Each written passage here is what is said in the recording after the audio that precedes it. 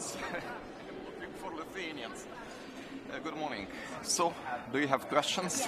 What are you expecting from today Zelensky is... Yes, this is a special day. President of Ukraine started the round of visits, and I think this is very important to have him here on board, because I am pretty sure that one physical meeting is more important than 10 meetings online, because you see the reactions, you see the dedication and self-confidence in the eyes of President Zelensky. This is very important, because this is inspiring all of us. But this is also very important to send some signals to Ukraine and to Russia.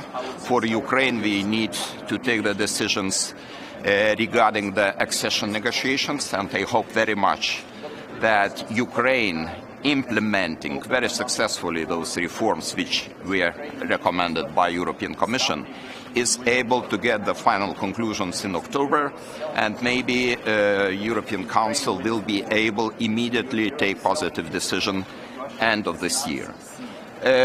Sanctions mechanism. 10th package of sanctions. Lithuania was always supporting stronger restrictive measures towards Russia, because I think that bolder steps, larger steps, are much more effective than small steps. But of course I have to admit that small steps are better than nothing. So this is important politically, and by all means to take the decisions until February 24 and implement those decisions together with other like-minded countries. We are in favor of putting additional companies like Rosatom, board of members of boards of Rosatom, diamonds, also remaining banks. So I think it would help to have more pronounced impact on the Russian economy. Sometimes some people are complaining that the impact is limited, but I think the impact is coming, because we have certain delay of actions and the result. And I hope very much that Russian economy will start to feel all the pain they deserved. Today, are you going to talk about the devastation earthquake? Yes, we will express our solidarity and the condolences. Really, it's terrible, but you can do nothing against the nature, against the power of nature. Sometimes it's much more important to prevent human from making crimes and making crimes of aggression, but nature is nature.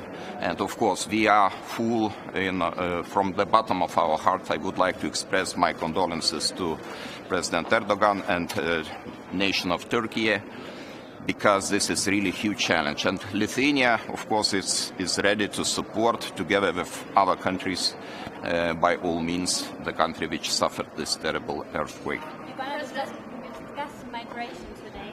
Are you in favor of using EU funds to build fences on the external border? We already built the fence, and Lithuania built the fence, which is quite long. This about 480 kilometers along the border with Belarus. But what we need not only material fences, we need also legal framework, helping us to fight against, not only against illegal migration, but also against instrumentalization of illegal migration. And Lithuania suffered and faced this phenomenon in 2021 as Belarusian regime deliberately wanted to destabilize the situation, sending the migrants to the border. They tried to cross the border, and it was really very tough time for Lithuania, but we managed quite well, and now we are ready. We built the fence, we have all the surveillance equipment there, and I think what is important to prevent other countries from trying to do the same in the future, because this is not probably the last attempt to challenge our our resilience. And this is important to be prepared in legal sense of the word. There is a letter from 8 countries, including Lithuania, to protect external borders better. Austria even demanded to blockade the declaration of this summit. If there is not happening enough, do you see now a foundation that enough is happening to protect external borders in this summit? I think everything should be done in order to be protected. And of course, I would also stress the importance of strategic communication, to talk with the third countries. There are a lot of fake news about the possibilities to cross the border, to go to European Union freely without any restrictions, and people just are irritated. And they are coming, and they see that the reality is totally different from the imaginations. So this is important to have also very bold policy on strategic communication. What will you say to the Western countries saying that there is no migration crisis right now? No migration crisis. Come to Lithuania and see. Thank you so much. Thank you. And we are Lithuanians. I just plan to... Mr. President, may I just, Jessica Parker from BBC News. Do you think the West should send fighter jets to Ukraine? And maybe more importantly, do you think they will? You asked the wrong man. I am really in favor of crossing all the red lines, because the time is very precious. And we lose the time, and the more we lose the time, the more casualties, the more suffering, the more people deaths we have in Ukraine. And of course, not talking about civil infrastructure and destroyed economy, social systems. We have to be decisive. Otherwise, it would be very difficult to achieve the victory we all want.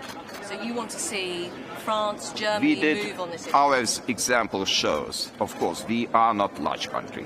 We have limited possibilities, but we started to support Ukraine even before the war broke out. We sent the first stingers 2 weeks before the war started. And we try to show to the rest of the world that it is possible. Even having limited possibilities, we try to do our best in order to help to support Ukraine militarily, politically, economically, financially, by all means. Thank you. Thank you. Mr. President, one question about European future will be bright because I see huge progress in Ukraine by implementing all the recommendations of European Commission, and they are doing this being in the midst of the war.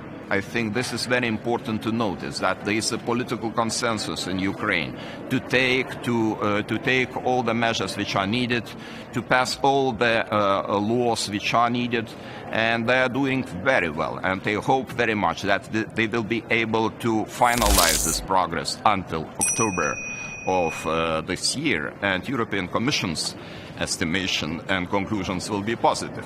It will let us, the leaders of European Council, to take all the decisions regarding the start of accession negotiations of Ukraine. Thank you.